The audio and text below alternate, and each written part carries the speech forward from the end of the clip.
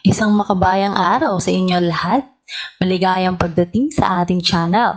Ngayon, dadalhin ko kayo sa isang paglalakbay sa nakaraan. Sa panahon kung kailan ang tinta ng panulat at dugo ng himagsikan ay nagsama para isilang ang ating kalayaan. Tatalakayin natin ang isa sa pinakamalagang sanaysay na humubog sa kaisipang Pilipino, ang Katilya ng Katipunan, na isinulat ng tinaguriang utak ng Katipunan na si Emilio Jacinto. Handa na ba kayong kilalanin kung sino nga ba ang tunay na Pilipino? Bago tayo pumasok sa mismo akda, balikan muna natin ang kasaysayan. Ano nga ba ang KKK?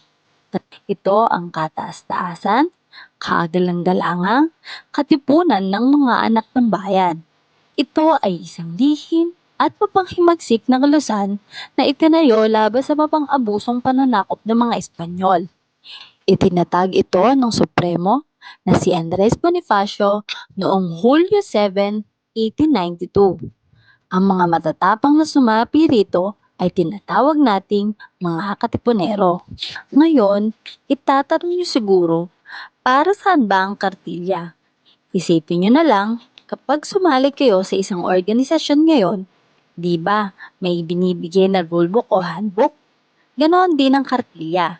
Ito ang nagsisilbing banal na gabay, listahan ng mga tuntunin at moral na prinsipyo na dapat taglayin at isobuhay ng sino ang nagnanais na maging bahagi ng KKK. Bago ko ipakita sa inyo ang mga turo, may itatanong ako sa inyo. Imagine mo ang sarili mo noong taong 1892. Kung ikaw kaya ang nasa sapatos nila, handa ka bang sumapi sa KKK at ibuwis ang iyong buhay para sa kalayaan ng Pilipinas?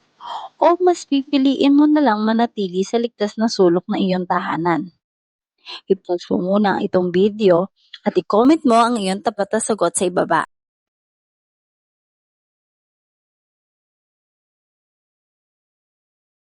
Ngayon nag-comment na kayo? Alamin naman natin kung ano nga ba ang mga katangiang dapat taglayin ng isang tunay na katipunero. Himayin natin na 14 na turo ng katipunan. Simulan natin sa una 5 bilang na nakatuon sa layunin ng buhay at pagkatao.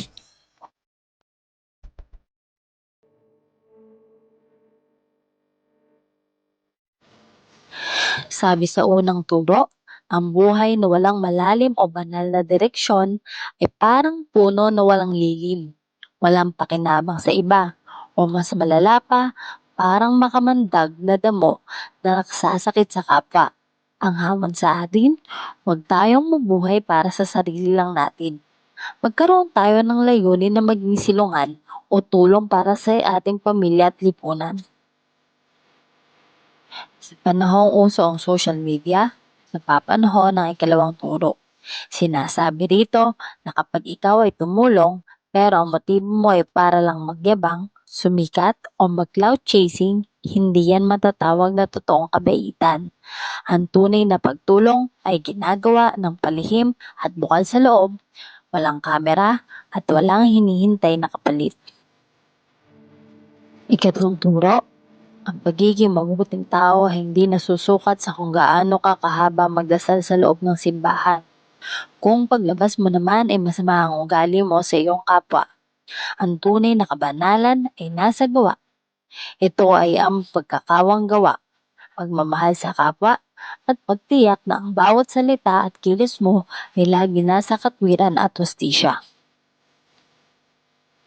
Para sa turo bilang 4, maitim man o magputi ang kulay ng balat, lahat tayo magkakapantay-pantay.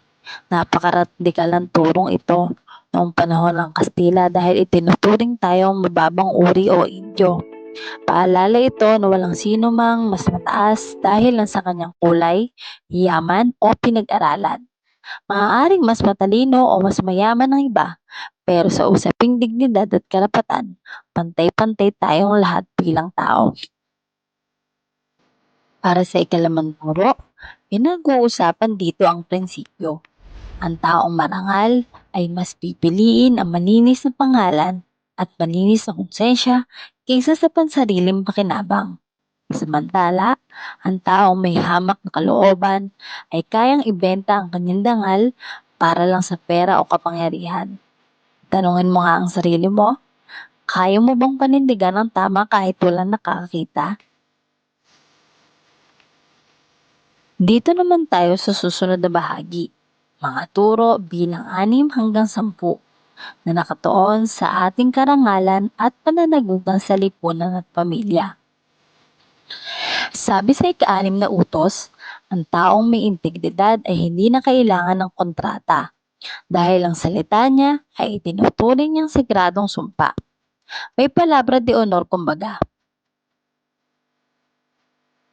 Sa ikapito naman, paalala na ang yaman o pera kapag nawala, pwedeng kitain ulit sa trabaho.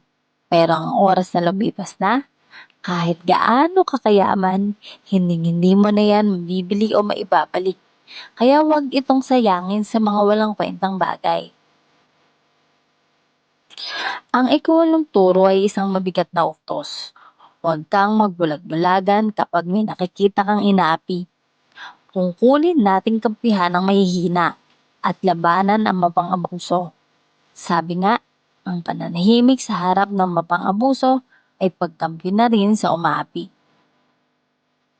Sa ika-9 na turo ay ang tunay na matalino ay nag-iingat sa kanyang mga sinasabi. Marunong siyang magtago ng sekreto at hindi nagpapadala sa chismis upang hindi makasira ng ibang tao. Ang ika-10 utos ay nakatuon sa pamumuno. Kung sino raw ang nangunguna o nagpapatakbo sa pamilya o grupo, siya ang may pananagutan sa direksyon nito. Kung ang leader o ang magulang ay gumagawa ng masama, tiyak na mapapahamak din ang sumusunod sa kanya.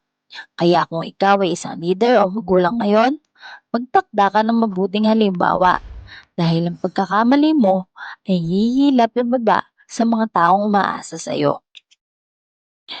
Dumako naman tayo sa huling 4 na turo ng kartilya kung saan tatalakayin natin ang aspeto sa kababaihan, ang gintong aral ng katarungan at ang tunay na kahulugan ng kalayaan.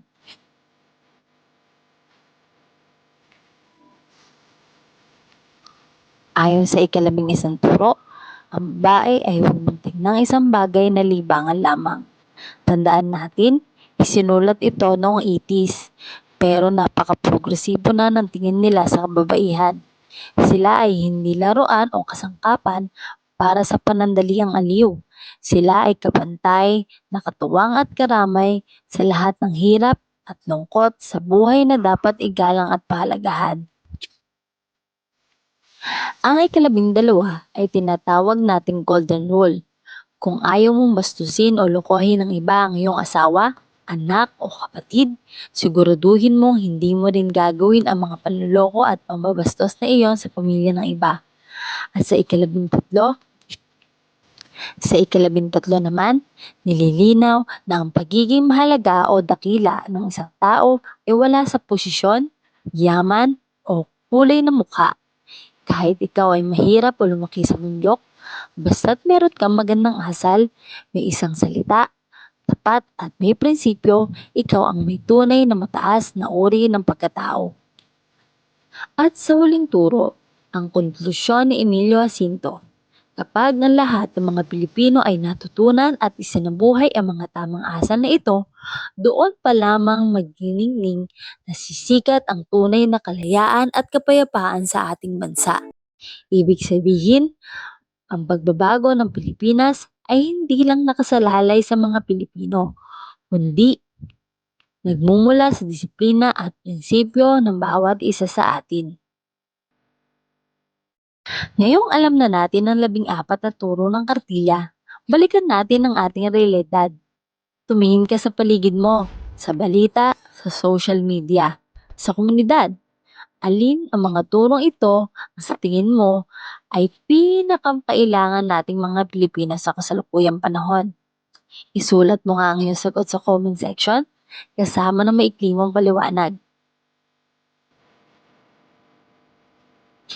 Mga kasama, madaling sabihin na mahal natin ang Pilipinas.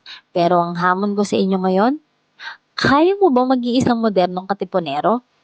Hindi mo kailangang humawak ng itak o makipagbarilan. Ang hamon ng kartilya sa atin ngayon ay simple lang, ngunit mahirap panindigan. Maging tapat ka ba sa iyong pangako?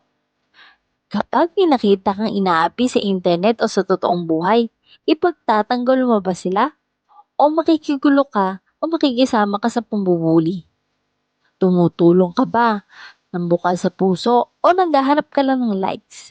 Ang tunay na himagsikan ngayon ay wala sa paraang digmaan. Ito ay nasa loob ng ating mga puso at sa kung paano natin binabago ang ating mga sariling ugali. Kung naging makabuluhan para sa iyo ang video na ito at naramdaman mo ang tibok ng pusong Pilipino, pakiclick naman ang like button. I-share mo ito sa iyong mga kaklase o kaibigan at huwag mo kalimutan mag-subscribe para hindi mo ma-miss ang mga susunod natin talakayan tungkol sa ating panitikan at kasaysayan. Muli, ang tunay na kalayaan ay nagsisimula sa ating sarili. Maraming salamat sa panonood at magpaka-Pilipino. Paalam!